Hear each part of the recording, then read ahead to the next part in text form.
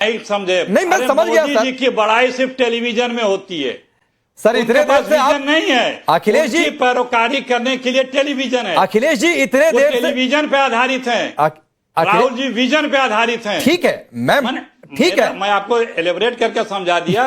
Modi ji television पे आधारित हैं, राहुल जी विजन पे आधारित हैं। नहीं ठीक है, और आप उन्हीं राहुल जी का विजन इसी टेलीविजन के जरिए देश को बता रहे हैं।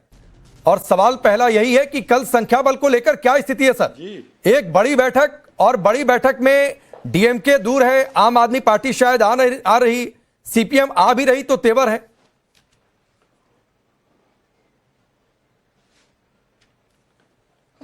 आप लोग की घबराहट से लग रहा है कि बीजेपी अलायंस दल घबरा रहे हैं, जिस तरह से आप लोग परेशान दिख रहे हैं। जब आप लोग हम लोग को कुछ मानते नहीं, इतना परेशान क्यों है? ये दिखाता है कि हम लोग हैं, मजबूती से हैं। जयराम रमेश जी ने ट्वीट करके बता दिया है 23 गठबंधन हमारे कल आ रहे हैं। और बीजेपी 1 साल से ज्यादा सत्ता में नहीं रहने वाली है, राहुल जी बता चुके हैं। 1 साल के अंदर ये सरकार गिरेगी, अपने बोझ से गिरेगी। इस देश को बर्बाद कर दिया है मोदी जी ने, बीजेपी ने। हर क्षेत्र में सरेंडर ही सरेंडर है, चीन के आगे, चाहे अमेरिका के आगे, चाहे अडानी के आगे, चाहे किसी और के आगे। जो भी अगर असहमत है तो उसे देश में इमरजेंसी तो छोड़िए, तानाशाही प्रवृत्ति आ चुकी है, उसे अपराधी और उसे विरोधी समझा जाता है, उसे दुश्मन समझा जाता है, उसे असहमत व्यक्त करने वाले को पाकिस्तानी, चीनी, नक्सल, खालिस्तानी क्या क्या करके नवाजा जाता है। लोकतंत्र तो खत्म ही कर चुके हैं। हमारा गठबंधन मजबूत है। हिंदुस्तान के चेहरा, आवाज, हिंदुस्तानियों की आवाज राहुल गांधी हैं। एक एक बच्चे से लेकर के किसान, नौजवान, मजदूर, हर कोई राहुल गांधी से अपेक्षा कर रहा है। और राहुल गांधी 24 घंटे 12 महीने इस देश के लिए दिन रात एक किए पड़े हैं। अपने मालिक के लिए नहीं, हमारे साहब जैसे हैं कि वो अपने एक मालिक हैं, उसके लिए दिन भर मेहनत करके उसके लिए सब कुछ कर रहे हैं। तो इस देश में महंगाई से लेकर के, बेरोजगारी से लेकर के, सीमाओं की सुरक्षा से लेकर के, आंतरिक सुरक्षा से लेकर के हर तरह का तो संकट है। बताएंगे विश्व गुरु, एक देश चेला नहीं है, एक पर्चा ठीक से करा नहीं सकते, नौजवानों को भविष्य खिलवाड़ कर रहे हैं, लाखों लाख नौजवानों के पर्चे बार बार लीक हो रहे हैं। ठीक, और कहेंगे कि हमारा सब कुछ चंगा सी, अपने कुछ कर नहीं पाएंगे। देशवासियों से हर बार कहेंगे कि आप जरा अखिलेश जी क्या कर दीजिए। अखिलेश जी एक छोटा सा सवाल और है, तब तक राजीव जेटली भी जुड़ी रहे हैं, आपकी तमाम बातों का जवाब देंगे। एक छोटा सा सवाल और है, आप कह रहे हैं, राहुल गांधी कह रहे हैं कि सरकार 1 साल में गिर जाएगी, तो क्या फॉर्मूला है, कैसे गिरा देंगे सरकार? नंबर 1 बात। नंबर 2 बात है, मैंने एक सामान्य सी बात पूछी थी, कल संख्या बल कितना रहेगा? डीएमके है नहीं, सीपीएम आ रही है, सवाल के साथ शायद, जहां तक मेरी जानकारी है। आम आदमी पार्टी भी जहां तक मेरी जानकारी है दूर है।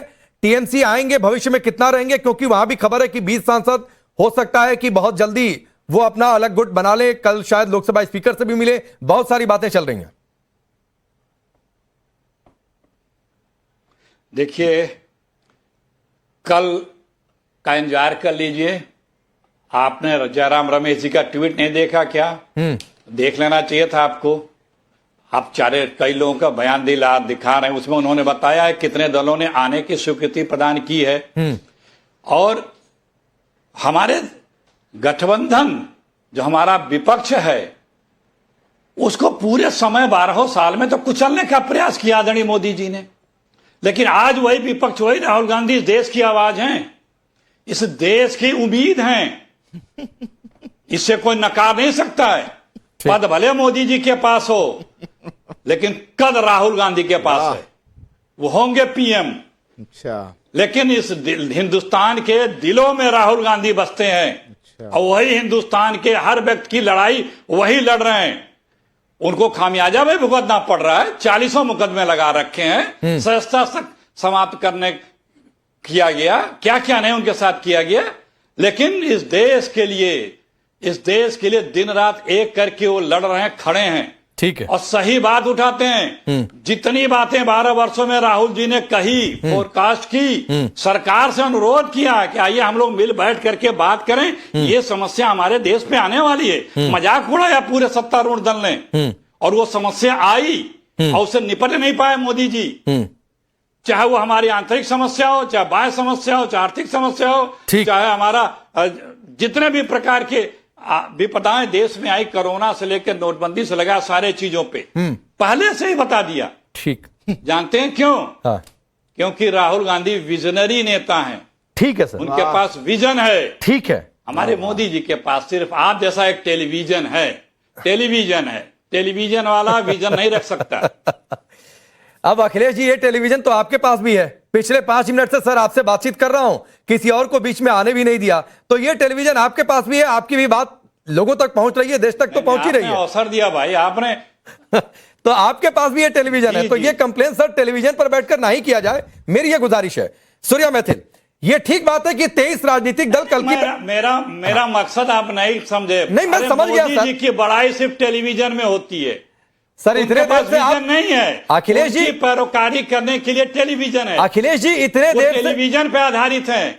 राहुल जी विजन पे आधारित हैं। ठीक है, ठीक है, मैं आपको एलेबरेट करके समझा दिया। मोदी जी टेलीविजन पे आधारित हैं, राहुल जी विजन पे आधारित। नहीं, ठीक है। और आप उन्हीं राहुल जी का विजन इसी टेलीविजन के जरिए देश को बता रहे हैं, तो यह भी बातचीत है। खैर, इसको छोड़ते हैं, आगे बढ़ते हैं। सूर्या मैथिल, यह ठीक है कि 23 राजनीतिक दल कल की बैठक में पहुंचेंगे, जिसका जिक्र अखिलेश जी कर रहे हैं। लेकिन यह भी ठीक है कि 2-3 दल जो पहले साथ में थे वो छिटक गए। तो क्या ताकत कमजोर हो रही है? और एक और इक्वेशन है कि राज्यसभा चुनाव के बाद जो संख्या बल और ये टूट अगर हो जाती है, जो दिख रही है, हालांकि कल इंतजार करेंगे, इसके बाद क्या ताकत एनडीए की बढ़ रही है? और बहुत लोग कह रहे हैं अटके कई काम होंगे। धन्यवाद राकेश जी, पहले तो आपको और पूरे देश को भारत माता की जय, वंदे मातरम। और आप जब बुलाते तो बताते क्यों नहीं है कि आपने डिबेट नहीं, लाफ्टर शो जो है वो अरेंज करवाया है? कारण क्या है ना, आपने सुना होगा विजनरी नेता, ऐसा विजनरी नेता जो कि जब से सत्ता में आया, जब से पार्टी की कमान संभाली, उसने विजन ही तहस नहस कर दिया। हरियाणा में साफ, राजस्थान में साफ, दिल्ली में साफ, हिमाचल में जो है बड़ी मुश्किल से आए हैं। उसके अलावा आप उत्तर प्रदेश में देख लीजिए साफ, हिंदी बेल्ट पूरी बिल्कुल एक तरफ से नेस्तनाबूद। साउथ में चले जाइए, साउथ में स्थिति क्या है? तो ये विजनरी नेता, आप जरा ये देख लें कि बंगाल में क्या स्थिति हुई अभी इस चुनाव के अंदर। और मजे की बात, देश के विरोध करने के लिए राहुल गांधी जी जाने जाते हैं। ये अभी कह रहे थे कि साहब के लिए काम करते हैं नरेंद्र मोदी जी। मैं इनको बता देता हूं अखिलेश जी को कि अखिलेश जी, देश की जनता नरेंद्र मोदी जी के लिए साहब है, देश की जनता नरेंद्र मोदी जी के लिए देवता है। लेकिन आपके राहुल गांधी जी के लिए साहब है जॉर्ज सोरास, क्योंकि जॉर्ज सोरास ने एक व्हाट्सएप मैसेज किया और राहुल गांधी जी जो है वो बंगाल का चुनाव आधे दिन में खत्म करके पहुंच गए ग्रेट निकोबार। उस जो प्रोजेक्ट है उसका विरोध करने के लिए 4 दिन वहां लगा दिए चुनाव के बीच में। तो जनता सब जान रही है भाई। और एक और बात, प्रधानमंत्री नरेंद्र मोदी जी को मनोनीत नहीं किया गया। देश के 140 करोड़ जनता ने उनको सहर्ष स्वीकार किया, वोट दिया। आपकी जो पार्टी है उसको लगातार देश की जनता नकार रही है। इस चीज को समझ लीजिए। हमको मालूम है जन्नत की हकीकत गालिब, लेकिन दिल को बहलाने के लिए ख्वाब अच्छा है। हकीकत सबको पता है सूर्या मैथिल, लेकिन राजीव जेटली जी, आप लोग इससे खुश हो रहे हैं कि 2 दल दूर हो रहे हैं, वो तो गिनवा रहे हैं कि 23 दल कल की बैठक में पहुंच रहे हैं। कहां आप लोग, किस गफलत में हैं? देखिए, बहुत कोशिश की है इन्होंने और कोशिश करते चले जा रहे हैं। कहीं दूर होते हैं, कहीं करीब होते हैं। केरला में होते हैं तो करीब होते हैं, केरला से बाहर जाते हैं तो दूर होते हैं। वहां बन जाता है ये, आप देखिए किस तरीके के इनके गठबंधन होते हैं।